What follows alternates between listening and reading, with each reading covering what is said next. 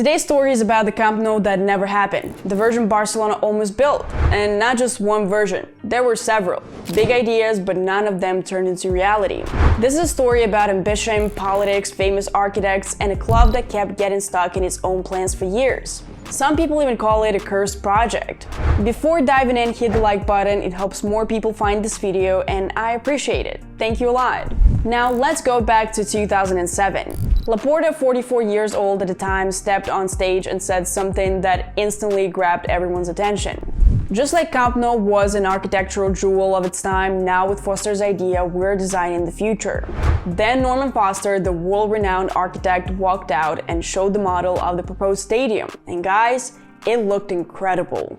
It had a clear touch of Gaudi style, Catalan colors wrapped around the exterior, mosaic around the stadium, daytime light magic, nighttime light like a fairy tale. It felt like a place where people will want to spend time even without a match. The fun thing is 18 years have passed and Foster's project still looks more modern than the Spotify Camp Nou 2025.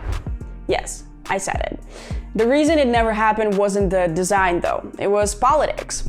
I dug into the story and one thing became obvious. At that time, the internal battle for control of the club was stronger than any long-term project. Laporta's group and Rosell's group were fighting for influence, and the stadium project became collateral damage. And Laporta lost it. He had no time for the Foster project. Honestly, it's hard not to wonder how different things would be today if that version of Camp Nou had been built. But let's move forward. 2010. Rosell comes to power, and the first thing he does is shut down the Foster project completely. Not halfway, completely. The idea belonged to Laporta, so it had to disappear. In October of that same year, the new president asked the Generalitat to suspend all official documentation tied to the reconstruction. Laporta later admitted he regretted it. The Foster project was, for me, the best truly exceptional stadium. It was chosen among many, but it wasn't carried out because the new board didn't want it. It was a mistake. Rosell pushed his own idea instead. He introduced a massive plan called Espai Barça, which included a rebuilt Camp Nou, a brand new mini stadi, and a modern Palau Blaugrana. The budget was around 600 million euros. The financing plan had three parts. A sponsor who would give the stadium its name, a loan of 200 million, and another 200 million from commercial use of the future complex. On paper, it looked impressive. Architectural renderings were everywhere, and the club acted like construction would start any moment. Then you probably know what happened. Rosell resigned because of the Neymar case. He stepped down before touching a single brick, and then prison time. You heard that story for sure. Then Bartomeu stepped in, a new era and a new public competition. This time the Japanese firm Nikken Sekkei won the bid.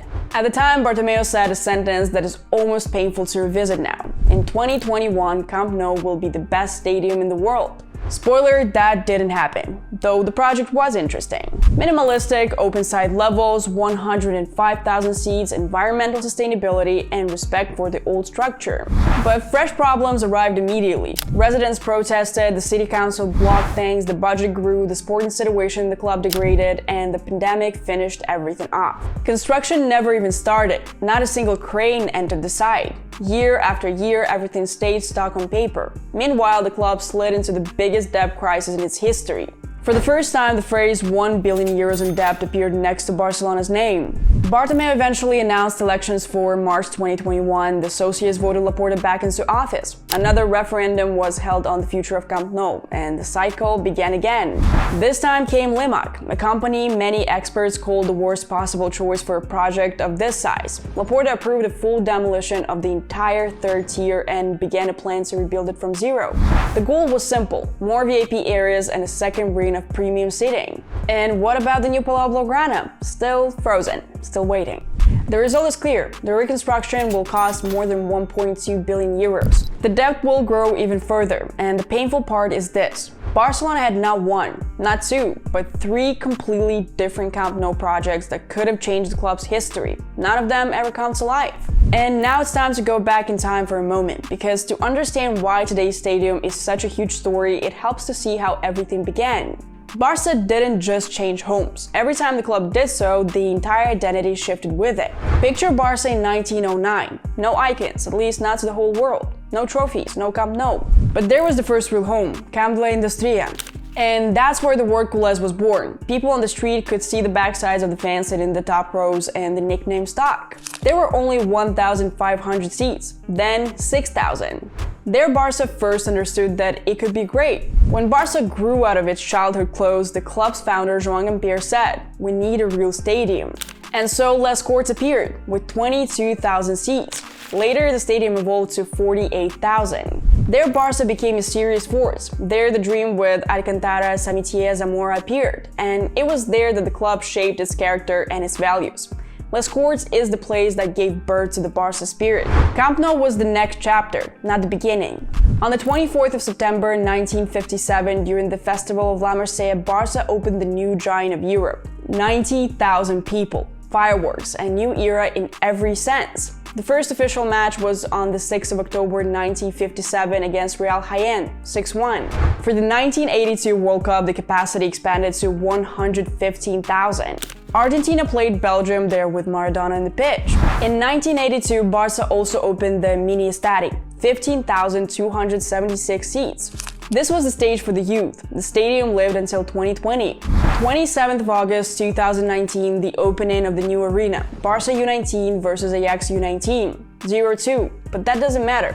Barca opened a modern, compact stadium dedicated to the man who changed the club forever, Johan Cruyff. Barca Athletic play there, the women's team plays there, young talent gets its first taste of real pressure there. Even the first team used it early this season while waiting for the new Camp Nou's first phase to finish. Just look at this journey. 1909, Carrera Industria. 1922, Les Courts. 1957, Camp Nou. 1982, Mini Estadi. 2019, Johan Cruyff. 2025, Spotify Camp Nou. Every stadium marked a new version of the club. Every one opened a new era. And yes, after all the politics, the delays, the forgotten plans, and the abandoned dreams, there is still something worth celebrating, because the new Spotify Camp Nou is a huge step forward, even if it wasn't designed by Foster. It will be fully covered with a roof that finally protects fans from the rain. The acoustics will be modern and powerful. Capacity will return to more than 100,000.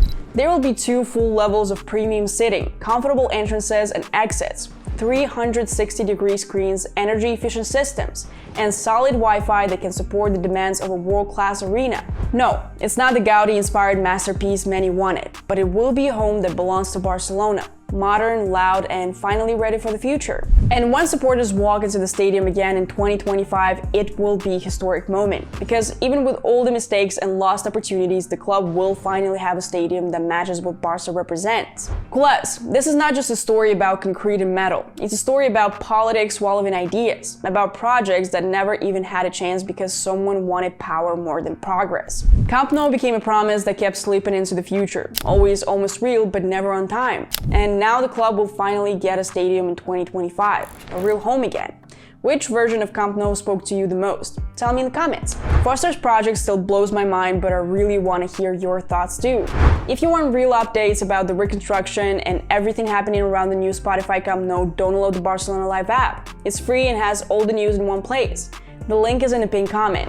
Leave a like if you enjoyed the deep dive, it helps a lot, and subscribe to the channel, because the next time we meet here will be after the first match back at the Camp Nou. Athletic Bilbao is waiting. Have a great day, and if you want to continue the story, check the video on your screen right now.